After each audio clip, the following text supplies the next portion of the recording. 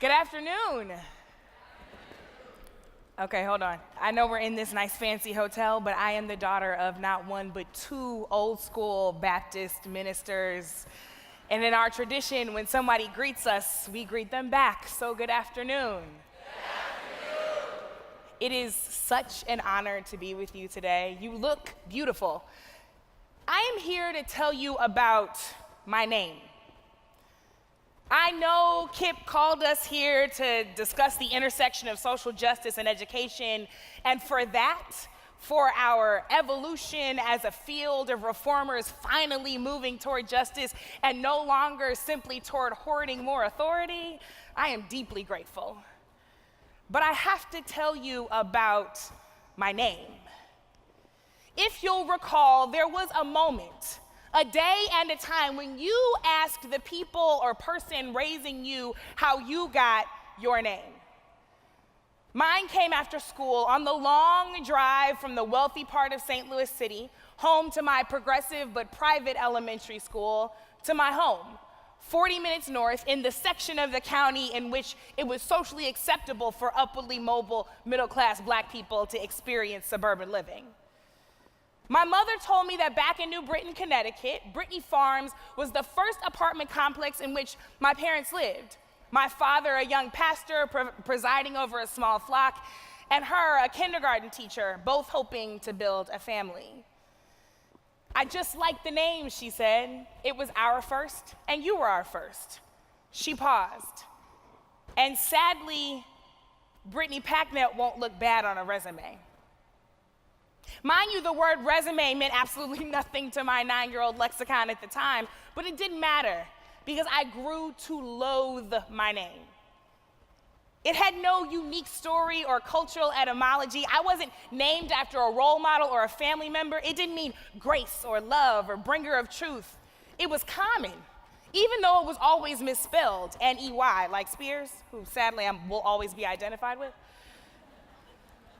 My name felt like the name every mom in the 80s gave her daughter. It wasn't special, it was plain. But I recently asked people to send me the great speeches by Black women that they loved for my own learning and growth. Black Women Speak is my own personal sojourn to live by the commandments of my foremothers. I am because they were. Someone sent me Nikki Finney's speech as she accepted the 2011 National Book Award. In it, she thanked her editor for reminding her that courage could be a daughter's name. The phrase shook me. After all these years of wishing for something different, if courage could be a daughter's name, then what did my mother truly name me? You see, according to convention, my father's name was Ronald Brognux Packnett. His middle name standing as the only connection between him and an absentee father who we only ever saw drunk on a street corner. But in reality, my father's name was Liberator. Raised in Chicago projects with Mississippi soul, he was his ancestors' wildest dreams, but he never saw his pulpit as a megachurch canyon of personal fortune. Rather, he saw it as a door to freedom for the very people that had always been denied such. There, he proclaimed a theology of liberation because to do anything less was to dishonor the ancestors he raised me and my brother to treasure. My mother's name is Gwendolyn, and if you know her, she doesn't need a middle name. But I know my grandparents really named her Power. A widow at age 40, she became Dr. Packnett at age 54 and Reverend Dr. Packnett at nearly 60, defying the ageism, sexism, and sheer hatred of women of color that pervades the two institutions she still pruned us to love and respect beyond measure, the school and the church. My brother's name is Triumph, because if Power and Liberator raised you, what else can you be? An athletically gifted and academically challenged young Black boy named Barrington in a system that told him running would be his only gift to the world because he'd never be able to read. But I'll tell you, I skipped a meeting with Barack Obama to watch him walk across the same stage that my dad walked across at Yale Divinity, because we were raised to know that our ancestors did far more with far less, and so nothing is impossible.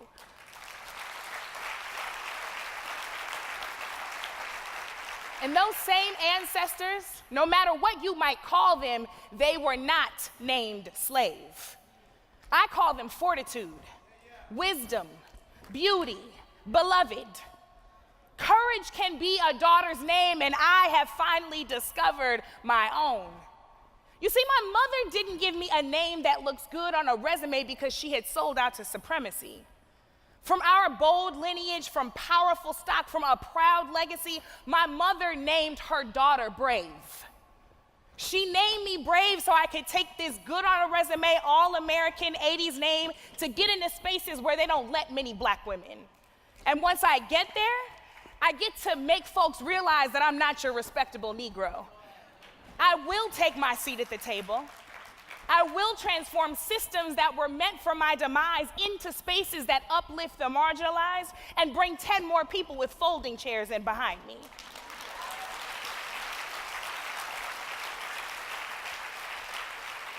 My mother named her daughter Brave so I could sit on Obama's policing task force next to police chiefs while I was still an active and unapologetic protester.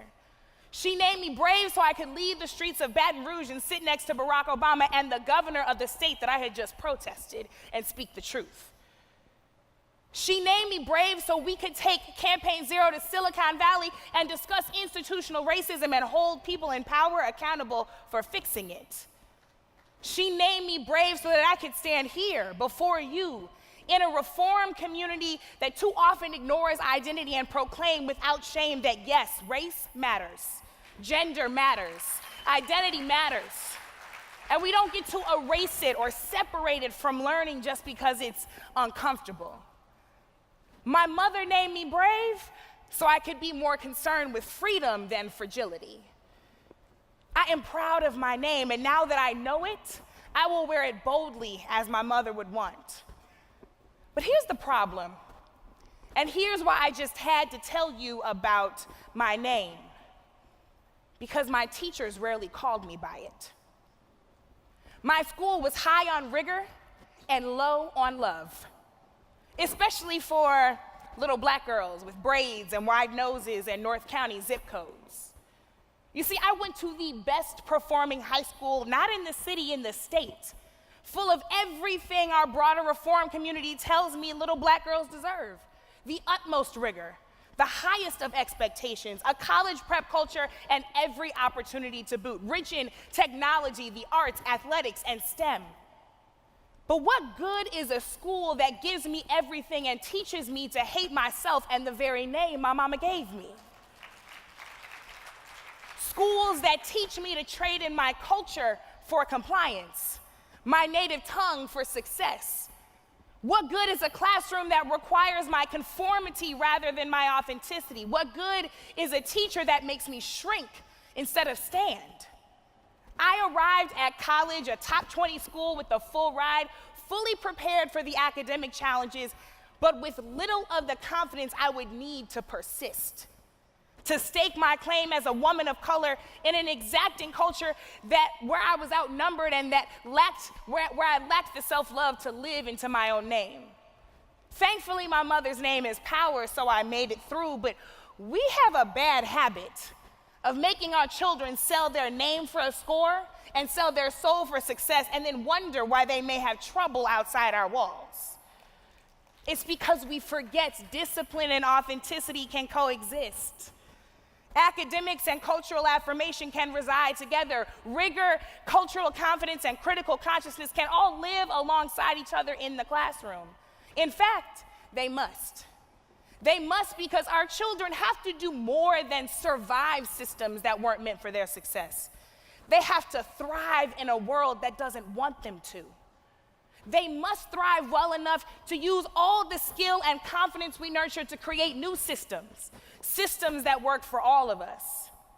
See, this is why I've spent so much time telling you about my name. Because if we don't call our children by their names, their true names, we send them out into the world unprepared to win. You see, this country has named our children thugs, so we must name them scholars. This culture has named our children illegal, so we must name them loved. Our trans children get named deviant, so we must name them beautiful. Our native children get named invisible, so we must name them treasured. Our disabled children are named discarded, so we must call them treasured. Our nation has named our children unworthy, so it's our job to call them mighty. We can't afford excellence without love. We can't afford education without justice. Our kids can't afford rigor without affirmation. What do you expect me to learn if you've never taught me how to love myself? What do you think I can achieve if you never give me space to be me? In 2010, the Missouri Supreme Court gave low-income parents, mostly people of color, living in unaccredited school districts, a choice.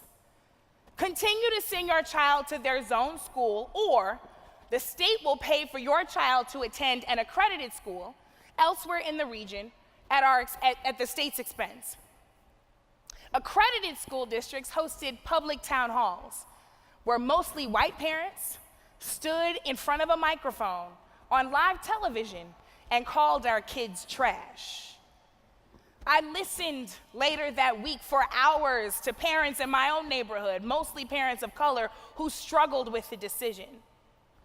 The truth is, too often our parents don't actually make a choice between a charter school and a traditional one, private school or parochial. Most parents of color, they actually have to choose between a school where their child will be loved but not learn, or a school where they will learn but not be loved. That's not school choice. That's a false choice. And it is the very essence of educational inequity. So together we must be present to disrupt the conventional paradigm and provide them more than mere choice. We must be a potent combination of rigor and love, so revolutionary that our children are never, ever afraid to exist. When Hollywood finally realized that children come in all shades and eventually cast a little black girl in a famous role, a reporter asked the young starlet, "Can't I just call you Annie?"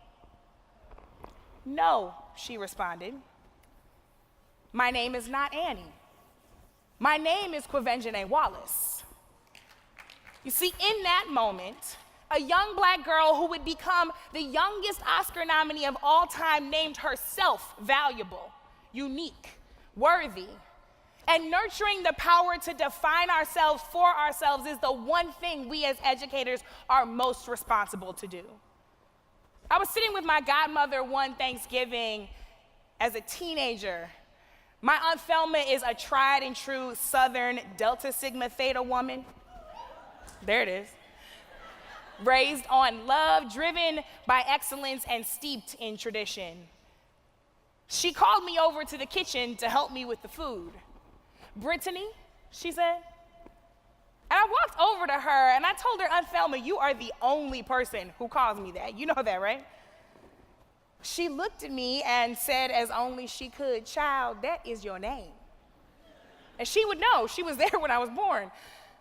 In all my years, I had never corrected anyone who calls me Brittany and told them to call me Brittany. Because after all this time, after all these years, I was willing to accept what other people had named me. Our students will internalize every name we call them. And if we aren't careful, we will have proclaimed to the world that we only love the version of our children we have created ourselves in our image, in our privilege, and leave them to search for their names alone. Though movements of resistance are in vogue now, I'll tell you, in 2014, they were not. It's not just what we do in the streets that matters for our children. In the mornings, in your classrooms, in your hallways, show up for your students by calling them by their names. Let me be clear, don't march for them if you can't call them by their name. Don't rally for them if you don't know their names. Don't wear a t-shirt for me if you won't say my name. Call them liberator. Call them power. Call them triumph. Call them brave. And your children will know what you've named them by how you treat them. Call them excellent by how you teach them. Call them courageous by how you love them. Call them stellar by how you encourage them. Call them loved by how you discipline them. Call them valuable by how you affirm them. Call them worthy by never making them erase where they've come from. With excellence, with love, let's call our children by their names. Thank you. Thanks for all you do.